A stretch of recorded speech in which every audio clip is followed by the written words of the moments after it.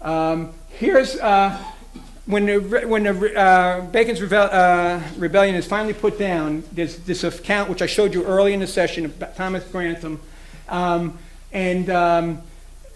Grantham's account again here: 400 English and Negroes in arms.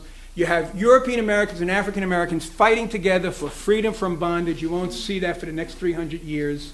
Down south, you know, arguments can be made. Come on. Supreme proof, Allen argues, that the white race did not exist. They fought side by side for the abolition of slavery. Sean, come on. Counterfeit. So what happens in response is the ruling class turns to a counterfeit of social mobility. They're not going to promote these European American laborers out of their class, but they're going to sell them a different bill of goods, right?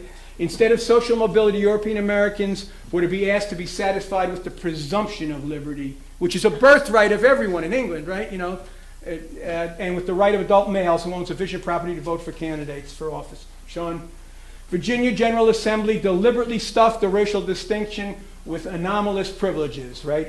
Go on.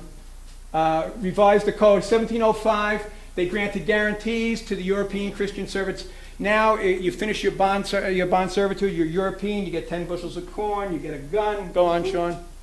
1705, Act concerning servants and slaves. In 1723, these are major laws.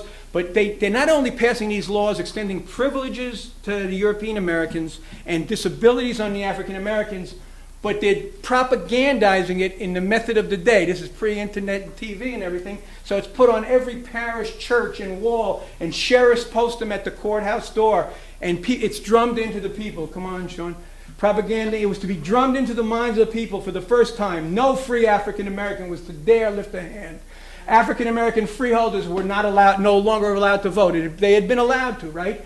A reinforcement against the mating of English and Negroes, right? Provided in the 1723 law, any white person found in company with any illegally congregated slaves was to be fined or to receive lashes. Sean?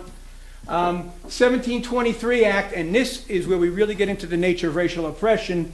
It is aimed, an act directing the trial of slaves. It's got a long title, but this is where they take away the vote of African Americans. They formally take it away, and they explain, Governor William Gooch explained that it was, the law says no free Negro, mulatto or Indian shall have any vote at the election, and Governor William Gooch explains it is to fix a perpetual brand upon free Negroes.